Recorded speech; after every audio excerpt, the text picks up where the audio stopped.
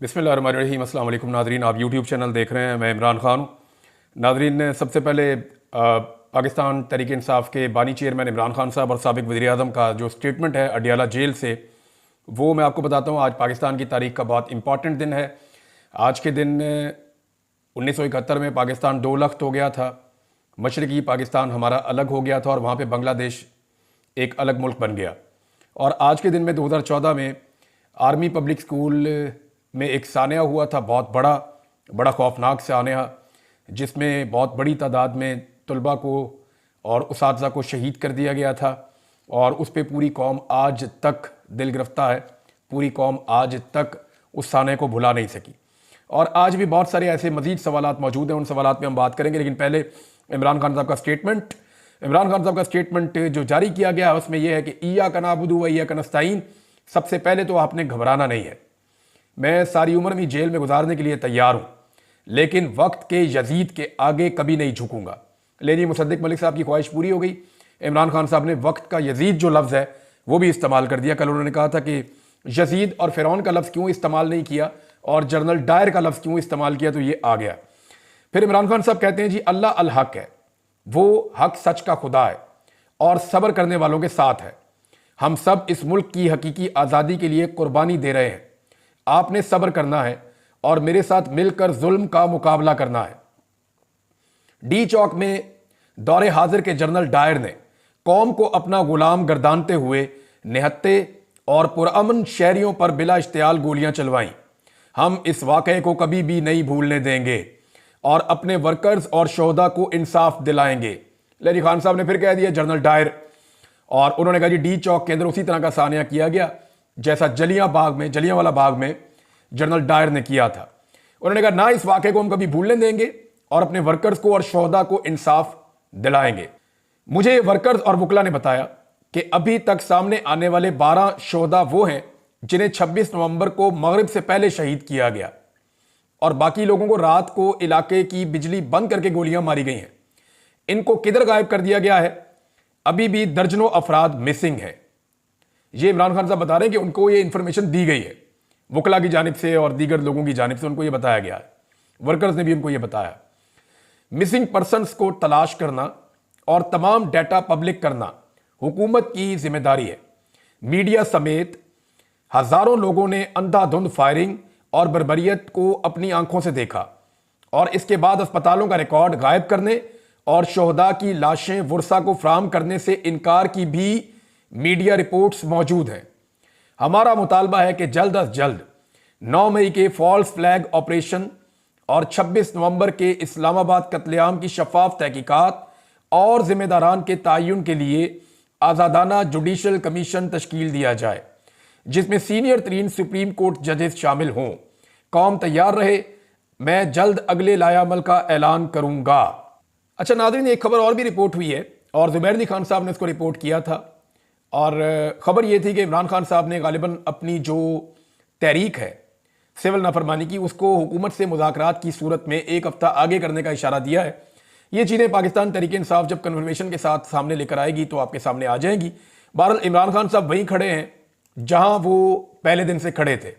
यानी उन्होंने अगर कहा था कि एब्सोल्युटली नॉट, तो ये वो वाहिद आदमी है जो अभी भी अपने मौक़िफ़ के ऊपर खड़ा है। वरना लोग अपना मौक़िफ़ बदल लेते हैं। गिरफ्तार होने के बाद लोग अपना मौक़िफ़ बदल लेते हैं। पिछले दिनों किसी ने कहा कि नवाज शरीफ भी बहुत ज़िद्दी है और इमरान खान भी बहुत ज़िद्दी है। तो बिल्कुल ये बात ठीक है कि इमरान खान अपने उसूल के ऊपर खड़ा रहने के लिए जिद कर रहा है कि मैं अपना उसूल नहीं तोड़ूंगा, अपने मौक़िफ़ से पीछे नहीं हटूंगा। और नवाज शरीफ ने हमेशा गिरफ्तार होते ही डील की जिद की है और इतनी जिद की डील की कि नवाज शरीफ को हर मरतबा डील मिल गई है। कभी अमेरिका ने डील लेकर दी, कभी सऊदिया ने डील लेकर दी, कभी किसी और अरबी मुल्क ने डील लेकर दी, कभी पाकिस्तान के अंदर एस्टेब्लिशमेंट में मौजूद लोगों ने डील लेकर दी। लेकिन इमरान खान साहब जो हैं वो डट गए हैं, वो इस तरह की डील लेने के हक में नहीं है। जबकि दूसरी जानिब नवाज शरीफ साहब जो हैं वो हमेशा डील लेने में कामयाब हुए हैं। इमरान खान साहब ने एक और बात की और इसको फवाद चौधरी साहब ने भी इसी बात को रिपोर्ट किया है। मैं मेरे ख्याल में फवाद चौधरी साहब का जो स्टेटमेंट है वहां से आपको पढ़ के सुनाता हूँ, ज़रा आसानी से आपको समझ आ जाएगा। फवाद चौधरी साहब कहते हैं कि इमरान खान साहब से मुलाकात हुई। आज 9 मई के एक और जाली मुकदमे में अडियाला जेल हाजिर हुए। इमरान खान से दूसरी मुलाकात हुई। शाह महमूद कुरैशी से भी एक तवील अरसे बाद मुलाकात हुई। इमरान खान, शाह महमूद कुरैशी और मैं तवील अरसे बाद सियासी मुशावरत कर सके। इमरान खान और शाह महमूद के जवान हौसलों से नया वलवला मिलता है। इमरान खान का पैगाम एक ही है कि 500 छोड़ 500 साल जो है वो जेल में रखो, यानी 500 दिन हो गए ना इमरान खान साहब को आज जेल में। आप अंदाजा करें कि नवाज शरीफ कभी भी ऐसे जेल में रह ही नहीं सके। नवाज शरीफ के वो जेल वाले कमरे में आपको दिखाऊंगा तो आधे से ज्यादा पाकिस्तान दरखास्तें डाल देगा कि हमें यहां पे बंद कर दो। जितनी सहूलियात नवाज शरीफ के पास थी। पाकिस्तान के हालात भी ऐसी है ना, गुर्बत है, बेरोजगारी है, लोग खुदकुशियां कर रहे हैं, किसान है वो तबाह कर दिया है। मैं अगले वीलॉग में आपको कुछ ऐसे हकायक बताने चाहूंगा कि हुकूमत का सारा बयानिया जमीन बोस हो जाएगा। मैं आपको बताऊंगा कि इन्होंने मईशत को कैसे तबाह किया है और अदादो शुमार के साथ बताऊंगा। और ये अदादो शुमार और बयानात उन लोगों के हैं जो इस हुकूमत के साथ जुड़े हुए लोग हैं, और साबित करूंगा आपको कि किस तरह इमरान खान साहब के दौरे हुकूमत में चलती हुई मईशत को सिर्फ एक रजीम चेंज ऑपरेशन की ख्वाहिश पूरी करने के लिए तबाह बर्बाद कर दिया। पाकिस्तान को कितना बड़ा नुकसान और डेंट डला है वो सारा कुछ मैं आपको अगले वीलॉग में बताऊंगा। लेकिन पहले ये आप फवाद चौधरी साहब का स्टेटमेंट मुकम्मल सुन लें। उन्होंने कहा कि इमरान खान का पैगाम है कि 500 दिन छोड़ 500 साल जेल में रखो, मैं किसी डील करने के लिए तैयार नहीं हूं। हां, मुज़ाकरात करें, सियासी जमात है, सियासी जमातें गुफ्तगू पर यकीन रखती हैं। मुल्क में जारी बहरान के खात्मे के लिए बातचीत वाहिद रास्ता है। इमरान खान इंतकाम पर यकीन नहीं रखते, हुकूक पर यकीन रखते हैं। सियासी दर्जा हरारत में कमी मुल्क और कौम और सियासत के मफाद में है। अपोजिशन सियासी जमातों के ताउन से आगे बढ़े और मुल्क में नए इंतखाबात की तरफ जामे हल तलाश करना असल मकसद है। ये फवाद चौधरी साहब ने कहा है। लेकिन एक बात जो शेख रशीद ने की है ना, देखिए उनका तजर्बा बहुत ज्यादा है और शेख रशीद साहब ख्वाहिशात भी बाद बयान करते हैं और ये बहुत हम सुनते रहे उनके मुंह से। लेकिन एक बात उन्होंने बिल्कुल ठीक की है कि हुकूमत और पाकिस्तान तहरीक इंसाफ के मुज़ाकरात कभी कामयाब नहीं होंगे। उसकी वजह यह है, देखें ना, मुज़ाकरात में इमरान खान क्या मांगेंगे? जाली केसों में इमरान खान को अंदर रखा हुआ है। ये तो हुकूमत पहले ही ऑफर करना चाहेगी कि जनाब आपके जो जाली मुकदमात हैं, सियासी मुकदमात हैं, उनमें हम रिहाई करवा देते हैं। हुकूमत के बाद देने के लिए यही होता है। और वो भी एस्टेब्लिशमेंट अगर चाहेगी तो, क्योंकि ख्वाजा आसिफ ने अपने मुंह से कह दिया, खुद एतराफ जुर्म कर लिया है कि इमरान खान साहब जब कहते थे कि हम एस्टेब्लिशमेंट के साथ बात करना चाहते हैं, इनके तो पल्ले ही कख नहीं है, तो अब ख्वाजा साहब ने खुद ही कह दिया जी हम तभी बात कर पाएंगे जब एस्टेब्लिशमेंट चाहेगी। तो ये एस्टेब्लिशमेंट की कठपुतलियां हैं, जब तक एस्टेब्लिशमेंट नहीं चाहेगी ये हुकूमत बात नहीं कर पाएगी। ये तो ख्वाजा साहब ने खुद एतराफ जुर्म कर लिया कि जनाब हम तो कठपुतली हैं। इनके लोग बार बार ये कहते भी रहते हैं कि हमारी तो हुकूमत ही नहीं है, हमारी औकात ही नहीं है। इमरान खान साहब ने बात जिनसे करनी है उन्हीं से करनी है, जब वो उनसे बात कर देंगे तो हम भी चल पड़ेंगे। ये तो मामला है क्लियर। लेकिन ये हुकूमत दे क्या सकती है? हुकूमत और एस्टेब्लिशमेंट इमरान खान साहब को जो फौरी तौर पे ऑफर कर सकती है वो यही है कि बेगुनाह लोग आपके छोड़ देते हैं। लेकिन क्या 9 मई की जुडिशियल इंक्वायरी करवाएंगे?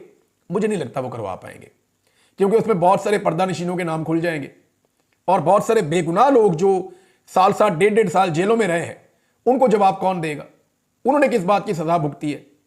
नंबर 2, क्या 26 नवंबर की जुडिशियल इंक्वायरी करवाएंगे?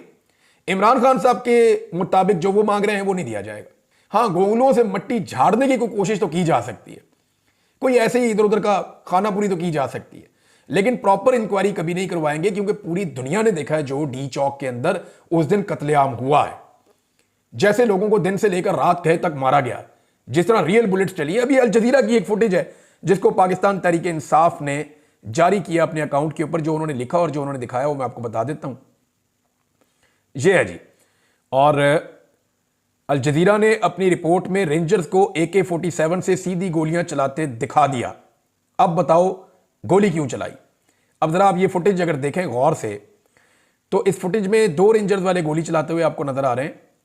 एक रेंजर वाला जो है वो इस तरफ खड़ा है, कैमरे वाली साइड पे खड़ा है, और एक उसके अकब में दूसरी तरफ लंबे कद का रेंजर वाला खड़ा है, जो दोनों एक साथ फायरिंग कर रहे हैं। अब मैं गन्स को क्योंकि बहुत अच्छी तरह पहचानता हूं तो मुझे आइडिया है कि जो उन्होंने लिखा उसकी क्या हकीकत है। जो इधर वाला रेंजर वाला है उसके हाथ में रिपीटर शॉटगन है। रिपीटर शॉटगन कहते हैं पंप एक्शन, यानी इसमें 2 तरह की होती है। एक रिपीटर होती है जो ऑटो पे अपने आप को रिपीट करती है, और एक जो शॉटगन होती है पंप एक्शन, उसको आपको पंप करना पड़ता है। हर मरतबा जब आप एक गोली चलाते हैं तो आपको एक दफा और पंप करना पड़ता है, फिर गोली चलाते हैं फिर पंप करना पड़ता है, ऐसे होता है। लेकिन यहां पे अगर आप ये देखें कि जो उधर वाला रेंजर्स वाला है उसके हाथ में जो गन है वो ये पता नहीं अब फुटेज हम आपको दिखा पाएंगे या नहीं दिखा पाएंगे यूट्यूब पे, क्योंकि यहाँ पे कुछ रिस्ट्रिक्शंस भी हैं।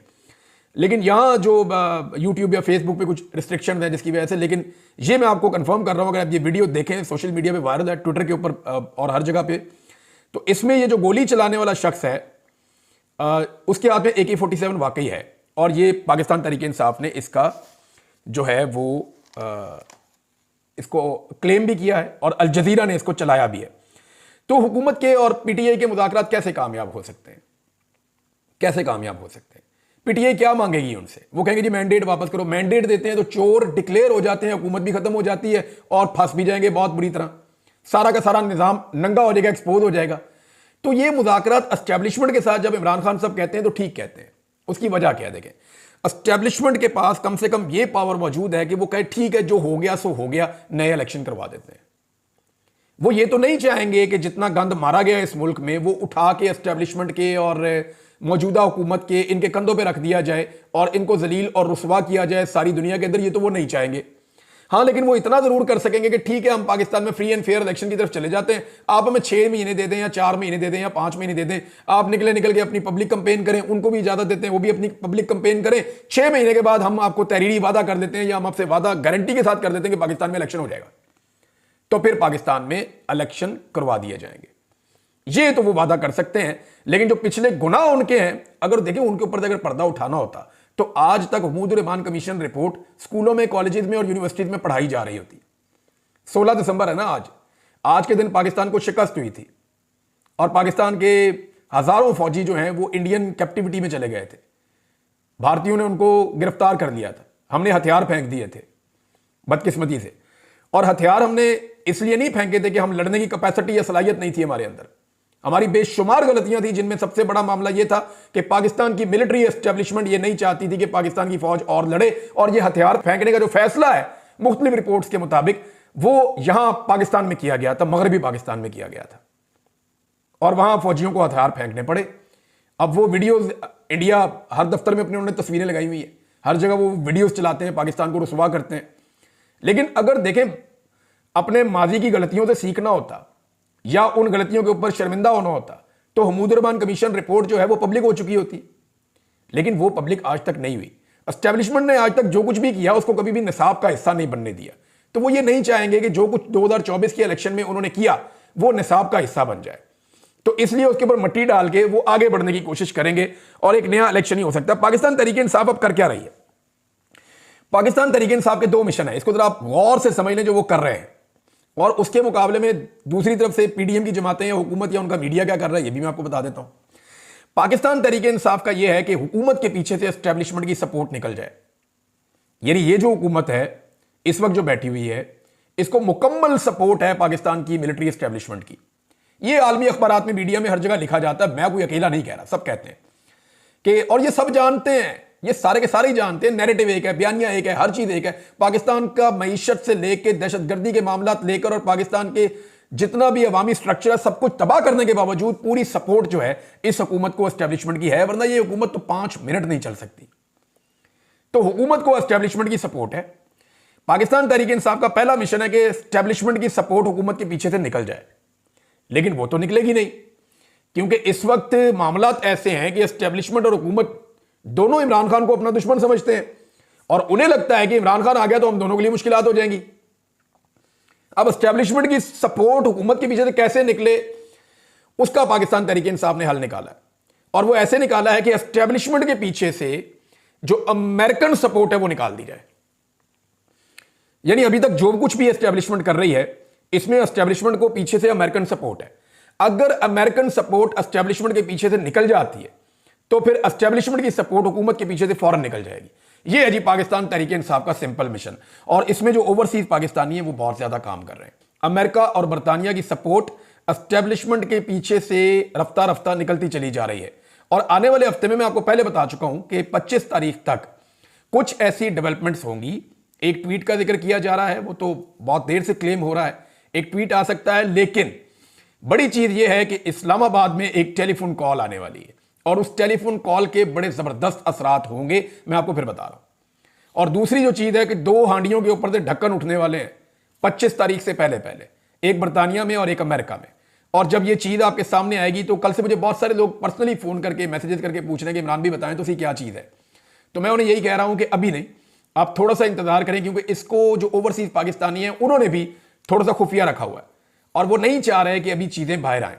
लिहाजा एक हांडी पकड़ी है अमेरिका में और एक पकड़ी है बरतानिया में। इन दोनों हांडियों के ऊपर से ढक्कन 25 तारीख से पहले उठने का ज्यादा इम्कान है और उसके बाद जब क्रिसमस की छुट्टियां खत्म होंगी तो आप जायका चखेंगे, आपको पता चलेगा कि मजा आया या नहीं आया, आपको सारी समझ आ जाएगी। बहरहाल अमेरिकन सपोर्ट एस्टेब्लिशमेंट के पीछे से निकल गई तो एस्टेब्लिशमेंट हुकूमत के पीछे से निकल गई और फिर हुकूमत निकल गई। हुकूमत फिर टिक नहीं सकती, फिर हवाई अड्डे होंगे, वहां से खसूसी परवाजें होंगी और कोई लंदन जाएगा, कोई जो है वो जाएगा अमेरिका जाएगा, कोई कहीं भागेगा, कोई कहीं भागेगा, ये या रुक नहीं पाएंगे। आज एस्टेब्लिशमेंट अपनी सपोर्ट बंद कर दे और अपनी सपोर्ट विदड्रॉ कर ले, ये अवाम इन हुक्मरानों को 5 मिनट के लिए इस इक्तदार के अंदर नहीं रहने देंगे जितना लोगों को गुस्सा है। आप अंदाजा करें कि अता तारर का स्टेटमेंट आप देखें कि आप में इतनी हिम्मत नहीं कि अगली कॉल दे सकें। मैं चैलेंज करता हूं एक बात पे, पीएमएलएन को मैंने कवर किया बड़ा लंबा अरसा, पीटीआई को भी कवर किया बड़ा लंबा अरसा, पीपल्स पार्टी को भी करते रहे हैं समहाउ, हालांकि पंजाब में वो इतनी ज्यादा रही नहीं जरदारी साहब के आने के बाद, लेकिन फिर भी। लेकिन एक चीज मैं बड़ी अच्छी तरह जानता हूं कि आज तहरीके लब्बैक के एक काउंसलर के मुकाबले में या पाकिस्तान तहरीके इंसाफ के एक काउंसलर के मुकाबले में अता तारर लाहौर में और इस्लामाबाद में जलसा करके देख ले, सवाल ही पैदा नहीं होता ये उनका मुकाबला भी कर सके। इंफॉर्मेशन मिनिस्टर है फेडरल, किसी एक हलके के अंदर चला जाए, एक यूनियन काउंसिल के वहां पे किसी काउंसलर को कह दे पाकिस्तान तहरीके इंसाफ के कि आप एक जलसा करें इस गली में, कल मैंने करना है, तो चेक कर ले किसके साथ ज्यादा बंदे निकलते हैं। मैं एक और चैलेंज करता हूं, आज यास्मीन राशिद जेल में, नवाज शरीफ को बोले अपने हलके में जाकर जलसा करें और पूरी ताकत इस्तेमाल करें, रियासती मशीनरी इस्तेमाल करें और शहरों से भी लोग बुला लें और सूबों से भी लोग बुला लें। नवाज शरीफ को बोलें अपने कौमी असेंबली के हलके में जाकर जलसा करें खुलकर, सरकारी वसाइल इस्तेमाल करके, और यास्मीन राशिद का सिर्फ जेल से एक वीडियो खिताब रख लें, आपको पता चल जाएगा कि किस जलसे में लोग ज्यादा आते हैं। ये जमीन आसमान का फर्क पड़ गया है, अब हर बंदा ही जानता है, सबको पता है कि कौन कहां खड़ा है। तो ये जो है ना, आप में इतनी हिम्मत नहीं कि अगली कॉल दे सके। अगली कॉल सिर्फ इमरान खान ने ये दी थी कि दुआ करें, तो उसके ऊपर जलसे जैसा माहौल बन गया था। पेशावर में बहुत बड़ा प्रोग्राम हुआ है, दुनिया के कई मुल्कों में बहुत बड़े बड़े प्रोग्राम हुए हैं। अब आ जाए नाज़रीन उन सवालात की तरफ जो उठाए गए और उनके जवाब नहीं आए। आज भी एक सवाल है जो पाकिस्तानी बार बार पूछते हैं 16 दिसंबर के दिन तक कि गोली क्यों चलाई, गोली क्यों चलाई, इसका जवाब नहीं आ रहा। गोली क्यों चलाई, यह सवाल बार बार पूछा जा रहा है। हर बच्चा, हर बड़ा, हर खातून ये पूछ रही है कि गोली क्यों चलाई। पाकिस्तान के अंदर लोग पूछ रहे हैं, पाकिस्तान के बाहर लोग पूछ रहे हैं गोली क्यों चलाई। हर शख्स ये पूछ रहा है गोली क्यों चलाई। अगर कोई नहीं पूछ रहा तो पाकिस्तान की अदालतें नहीं पूछ रही। जिनको बुनियादी तौर पे इस सवाल को सबसे पहले उठाना चाहिए था, सो मोटो लेकर उठाना चाहिए था कि फेडरल कैपिटल के अंदर गोली क्यों चलाई, वो चुप बैठे हुए। जिन्हें पूछना था वो नहीं पूछ रहे, जज नहीं पूछ रहे, अदलिया नहीं पूछ रही गोली क्यों चलाई। बाकी सारी दुनिया पूछ रही है, गैर मुल्की पूछ रहे हैं, ओवरसीज पूछ रहे हैं, पाकिस्तानी पूछ रहे हैं, बच्चे बच्चे की जबान के ऊपर है गोली क्यों चलाई। लेकिन जिन्होंने पूछना है वो नहीं पूछ रहे। जब वो पूछेंगे तभी जवाब आएगा ना, वो नहीं पूछ रहे। दूसरा यह है कि आर्मी पब्लिक स्कूल का सानिया हुआ, आज तक हमारे सामने हकायक नहीं आए। मरियम नवाज का एक ट्वीट है बड़ा इंपॉर्टेंट, उसमें भी उन्होंने सवालात उठाए थे, लेकिन आज तक जवाब नहीं आया। एक और सवाल है कि एहसानुल्लाह एहसान कैसे इतने आराम से चले गए, इस सवाल का जवाब आज तक नहीं मिला। कोई इंक्वायरी, कोई तहकीकात, कोई रिस्पॉन्सिबिलिटी कहां फिक्स करेंगे। एहसानुल्लाह एहसान जिनके ऊपर आर्मी पब्लिक स्कूल के बच्चों को कत्ल करने का इल्जाम है, वो इतने आराम से कैसे चला गया, इसका जवाब भी नहीं आया। फिर हुमूद रहमान कमीशन रिपोर्ट कहां पे है आज के दिन की मुनासबत से, इसका जवाब भी नहीं है। और जो उसके ऊपर बात करता है उसको पकड़ के अंदर कर देते हैं। एस्टेब्लिशमेंट को इस बात पे गौर करना चाहिए कि जो भी सियासी जमात अपोजिशन में जाती है ना, वो हुमूद रहमान कमीशन की बात करती है, चाहे नवाज शरीफ है, चाहे जरदारी है, चाहे फजलुर रहमान है, चाहे ANP है, चाहे PTI है, चाहे कोई जमात, कोई जमात भी है, वो हुमूद रहमान कमीशन पे बार बार बात करते हैं जब भी कभी इक्तदार से निकलते हैं। इक्तदार में आते ही सारे इसको भूल जाते हैं। तो एस्टेब्लिशमेंट को यह बात समझनी पड़ेगी कि क्योंकि वो गवर्नमेंट में पार्टनर होते हैं, इसलिए अपोजिशन उनको परेशान करने के लिए या उनको टैकल करने के लिए कि सियासत में उनका रोल खत्म हो, वो हुमूद रहमान कमीशन की रिपोर्ट की बात करते हैं। तो मेरा नहीं ख्याल कि एस्टेब्लिशमेंट के बाद इसके अलावा कोई और रास्ता है कि वो फ्यूचर में अपने आप को सियासत से अलग करें और पाकिस्तान के सियासतदानों को सियासत करने दें और इस तरह की चीजें जो माजी में गलतियां हुई हैं उन पर माफी मांग के उन चीजों को पब्लिक होने दें ताकि पाकिस्तान आगे बढ़े। नाज़रीन, ट्रंप और उसकी टीम के ऊपर अटैक कर दिया गया है पाकिस्तान के मीडिया की जानिब से। क्या पिद्दी और क्या पिद्दी का शोरबा पाकिस्तान के अंदर औकात नहीं है, पाकिस्तान से बाहर जाके बात करते हैं। बहरहाल फिर भी इसके ऊपर हम अगले वीलॉग में बात करेंगे। अब तक के लिए इतना ही। अपना ख्याल रखिएगा, अपने इस चैनल का भी। अल्लाह हाफिज़।